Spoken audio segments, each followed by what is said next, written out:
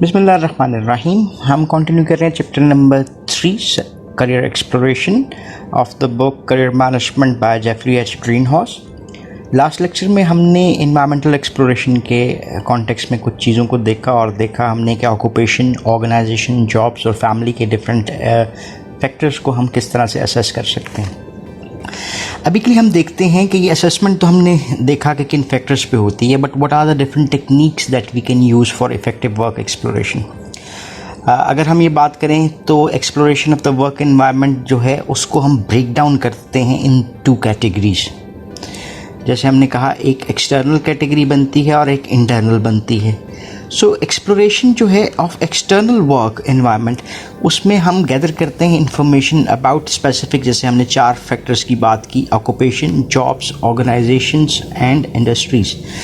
तो वो लोग जो जस्ट अभी जॉब में एंटर हो रहे होते हैं और वर्कफोर्स का पार्ट बन रहे होते हैं, वो इंटरेस्टेड होते हैं कि वो एक ऐसी जॉब को फाइंड आउट कर सकें जो किसी और ऑर्गेनाइजेशन में हो, और उसके हवाले से exploration of the external environment उनके लिए और ज़्यादा नेसेसरी हो सकती है। Few of the key sources जिसको हम यूज़ कर सकते हैं as a effective technique for work exploration, उसको हम देखते हैं।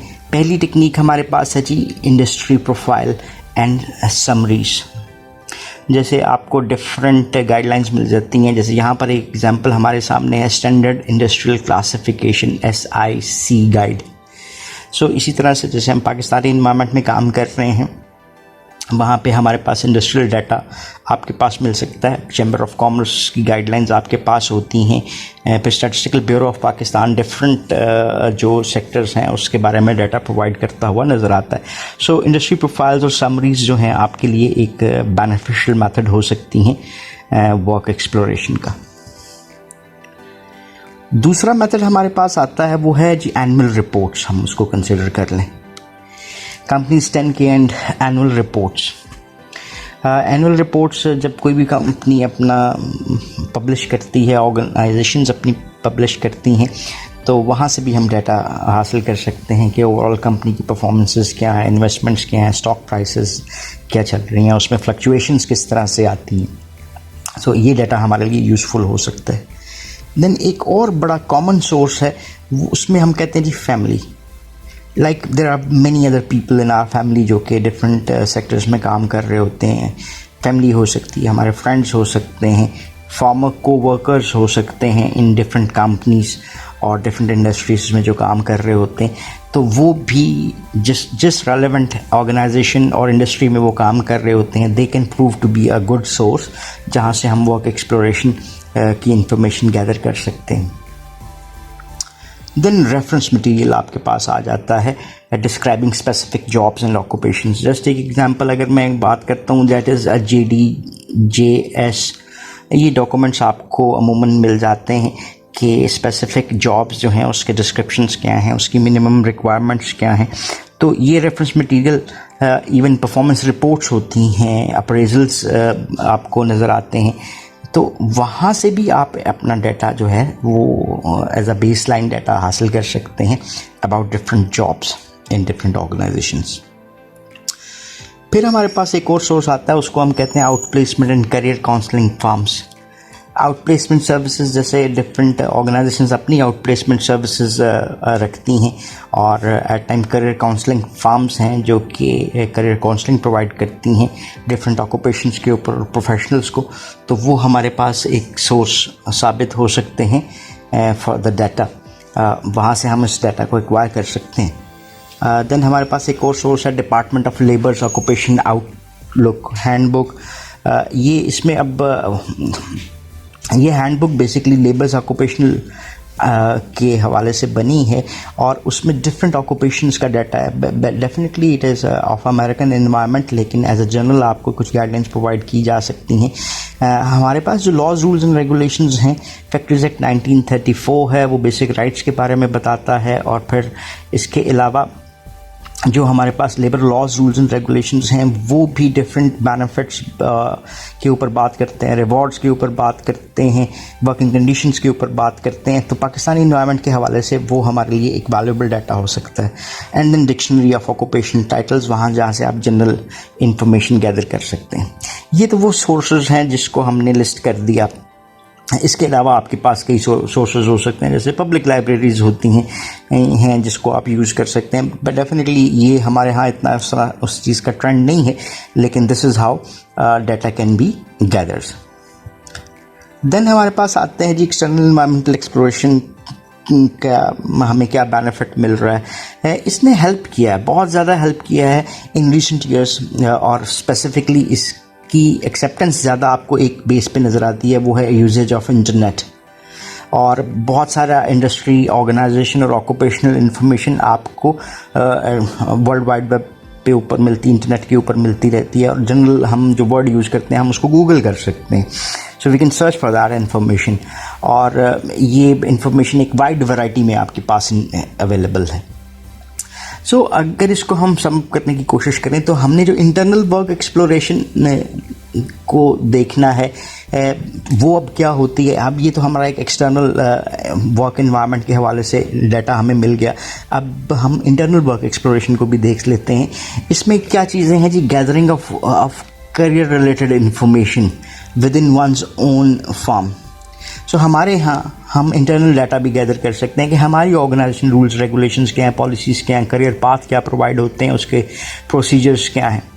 ये भी हमारे लिए एक इम्पॉर्टेंट टूल हो सकता है to gather the data on different jobs and opportunities which might be available in our organisation. So ये अब क्या चीज़ें हो सकती हैं, जैसे जॉब पोस्टिंग प्रोग्राम्स हो सकते हैं ऑर्गेनाइजेशन के, करियर लैडर्स हो सकती हैं, या करियर पाथ प्लानिंग, जैसे हमने पहले बताया था, लास्ट लेक्चर में हमने डिस्कस किया कि एक इंडिविजुअल किस तरह से अपनी ऑर्गेनाइजेशन में प्रोग्रेस कर सकता है। देन करियर रिसोर्स सेंटर्स जो ऑर्गेनाइजेशंस दे रही होती हैं, और in house seminars and workshops, these might be possible sources जो कि आपको इंटरनल डाटा प्रोवाइड कर सकते हैं अबाउट द वर्क एनवायरनमेंट। इसके अलावा आपके पास अदर एम्प्लॉयज़ हो सकते हैं जो आपकी जो ऑर्गेनाइजेशन में ही काम कर रहे हैं, वो जॉब्स के हवाले से, अपॉर्चुनिटीज़ के हवाले से with other departments in your organisation and subsidiaries owned by the company, अगर उसके कई विंग्स हैं तो उसके बारे में इंफॉर्मेशन आपको प्रोवाइड कर सकते हैं। सो प्राइमरी फोकस जो है gathering of information about occupation, jobs और ऑर्गेनाइजेशन, हमारे लिए एसेंशियल है कि हम अंडरस्टैंड करें the need and feeling of family members as well, जैसे हमने लास्ट लेक्चर में भी इस चीज़ को डिस्कस किया था। Because understanding the families emotions and financial needs, career aspirations, desired lifestyle, it's very much necessary if one wants to integrate work and non-work lives as well, because हम work को separate नहीं कर सकते life से, life cannot be separated from the work। तो इसीलिए हमारे सामने जो concept आता है वो WLB का आता है, जहाँ पे हम एक border create करते हैं, ये work है और ये life है, और एक individual borders के ऊपर क्रॉस करते हुए दूसरे बॉर्डर में जाते हैं और दूसरे से पहले बॉर्डर में जाते हैं, तो इसको सेपरेट नहीं किया जा सकता। Basically work life border theory basically work life balance पे एक मौजूद है। खैर इट्स नॉट कॉन्टेक्स्ट हमारा।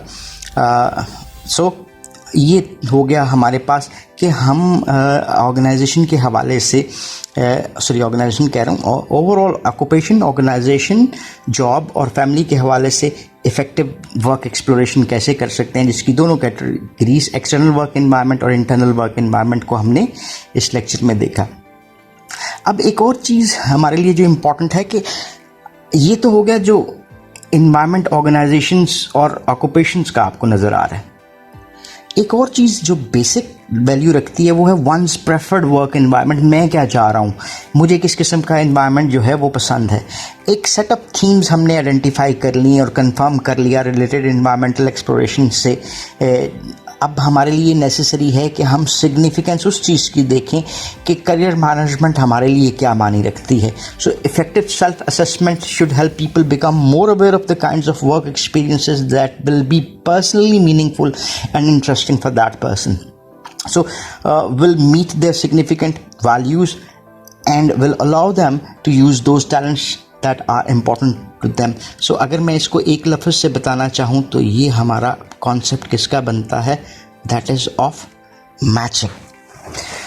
इसके अलावा अगर हम बात करें तो exploration of the work environment हमें लीड करती है understanding of the occupation industries and geographical regions that hold the promise, और in short self assessment and environmental exploration हमें इस काबिल बना देती है और बना देना चाहिए कि हम एक पोर्ट्रेट क्रिएट कर सकें। बेशक वो एक टेंटेटिव एक सिनेरियो सा क्रिएट होता है हमारे अपने प्रेफर्ड वर्क एनवायरनमेंट का। प्रेफर्ड वर्क एनवायरनमेंट के हवाले से अगर एक समरी में हम बात करें तो हमारा preferred work environment in issues को डील करता हुआ नज़र आता है। पहली चीज़ हमारे पास है व्हाट टाइप ऑफ टास्क और activities are most interesting to me. फ़र्ज़ करिए मैं ख़ुद कर रहा हूँ, जैसे मैं क्या अपनी जॉब को एंजॉय करता हूँ, लाइक एनालिटिकल एक्टिविटीज़ को या मैकेनिकल को या हेल्पिंग अदर्स या साइंटिफिक प्रोजेक्ट्स। फिर दूसरी चीज़ क्या आ जाती है कि what talents do I wish to use in work. Interpersonal qualities हो सकती हैं, क्वांटिटेटिव टैलेंट्स हो सकते हैं, क्रिएटिव है, राइटिंग स्किल है। तो मैं खुद क्या चाह रहा हूँ ये ज़रूरी है। Third is how much freedom and independence do I want in my work, कि मुझे कितनी आज़ादी चाहिए। क्या मैं दूसरे लोगों की सबॉर्डिनेशन में ज़्यादा अच्छा काम कर सकता हूँ, या मैं जब फ्री हैंड के साथ होता हूँ तो मैं ज़्यादा काम करता हूँ। सो ये देखें दो डिफरेंट डायमेंशंस आपको बनती हुई यहाँ पर दिखाई देती हैं। देन हमारे पास है what type of working relationship with other people do I prefer, what type of physical work setting is desirable. Like ये मुझे फैक्ट्री में काम करना है, मुझे ऑफिस में काम करना है, I prefer to go outdoor for my work, तो मुझे इसमें ज़्यादा फ्रीडम महसूस होता है। सो ये मेरे लिए ये क्या ख्वाहिशात हैं। देन हमारे पास आता है what is the role of money and security in your life. क्या मनी को मैं कितना प्रेफर करता हूँ, is it a mean of earning my living या money is my life. So इसकी बेस के ऊपर आपकी काम की प्रायोरिटीज़ जो है वो भी चेंज होती हुई नज़र आती हैं। तो मुझे ये इस role of money and security in my life को भी अंडरस्टैंड करने की ज़रूरत है। देन जी how important is work in your total life. जैसे for instance if I talk about myself, अगर मैं एक दिन 2 दिन के लिए भी फ्री हूँ तो मुझे लगता है कि जैसे ज़िंदगी पता नहीं क्या होगी। इसका मतलब क्या हुआ कि work is meaningful more in my life. तो what relationship do you desire between your work and other parts of your life. जैसे हम इसको 2 हिस्से करते हैं, वर्क और लाइफ। तो हम इसको किस अंदाज में देखते हैं, क्या कहते हैं कि बाज़ लोग काम के लिए ज़िंदा रहते हैं और बाद ज़िंदा रहने के लिए काम करते हैं। So you might have to create a balance between both. और लास्ट जो हमारा फैक्टर बनता है what type of occupation and industries best fit your interests. आपके टैलेंट्स के मुताबिक है, आपकी वैल्यूज़ के मुताबिक है और आपके प्रेफर्ड लाइफस्टाइल के मुताबिक है। ये वो फैक्टर्स हैं जिनको कंसिडर करना हमारे लिए क्यों ज़रूरी है कि हम अपने प्रेफर्ड वर्क एनवायरनमेंट को समझ सकें। और ये मैचिंग जो किसकी थी, सेल्फ एक्सप्लोरेशन की और दूसरे एस्पेक्ट पे एनवायरमेंटल एक्सप्लोरेशन की, ये मैचिंग हम बेहतर अंदाज में कर पाएँ। The better is the match, the most satisfying the person will be. This is an old wise saying कि एक शख्स, उसको हम बहुत खुशकिस्मत समझते हैं जिसका पैशन और प्रोफेशन एक जैसा हो जाए। पैशन जो वो चाह रहा था, जो शायद उसके इंटरेस्ट, उसकी वैल्यूज़, उसके टैलेंट्स और उसकी पर्सनालिटी के मुताबिक था जो वो चाह रहा था, and the work was according to his passion. So he is lucky कि अगर उसका पैशन और प्रोफेशन आपस में मिल सकते हैं। सो इस लेक्चर में हमने 2 डिफरेंट एस्पेक्ट्स को देखा कि techniques for effective work exploration क्या होती हैं, इंटरनल और एक्सटर्नल, और फिर हमने अपनी एक आउटलुक क्या बनती है प्रेफर्ड एनवायरनमेंट की, उसको भी देखा और उसकी कुछ कंसिडरेशंस को भी देखा। So that's all for this lecture.